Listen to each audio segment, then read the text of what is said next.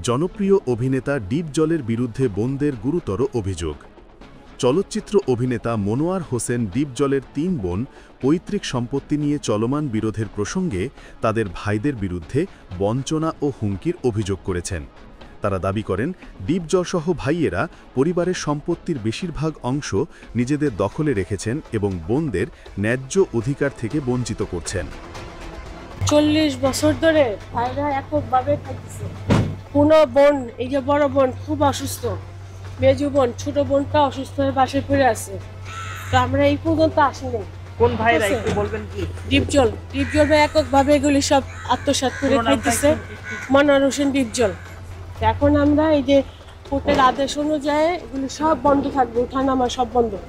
আপনাদের কোনো কার্যক্রম চলবে না। আপনি কি হন ডিপজল সাহেবের? আমি ৩ নম্বর বোন, এটা আমার বড় বোন, এটা মেজু বোন।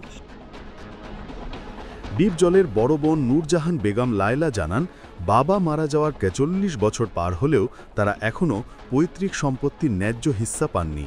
তার অভিযোগ, ভাইয়েরা সম্পত্তির সিংহভাগ ভোগ করছেন, অথচ তাদের কোনো দাবি দেওয়া গুরুত্ব দেওয়া হয়নি। তিনি আরও জানান, পরিবারের কেউ তাদের খোঁজ খবর নেননি এবং বারবার আশ্বাস দিলেও কোনো সিদ্ধান্ত বাস্তবায়ন করা হয়নি। অসুস্থ হয়ে তাদের ছোট ভাইয়ের মৃত্যু এবং বড় ভাইয়ের মৃত্যু, এই ২ ঘটনায় পরিবার আরও বিপর্যস্ত হয়।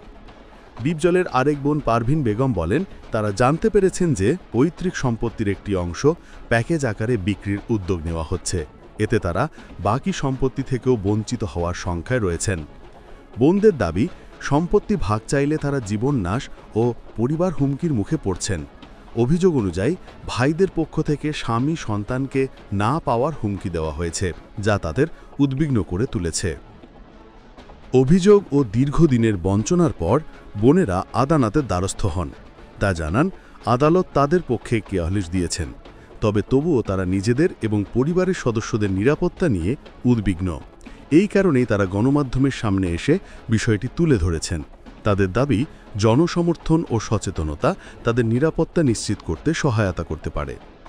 পরিবারের নিরাপত্তা, স্বামী ও সন্তানরা বাইরে গেলে তারা স্বাভাবিকভাবেই আতঙ্কের মধ্যে থাকেন। ন্যায় বিচারের দাবি, তারা চান তাদের ন্যায্য অধিকার প্রতিষ্ঠিত হোক এবং কোনো ক্ষতি সম্মুখীন না হন।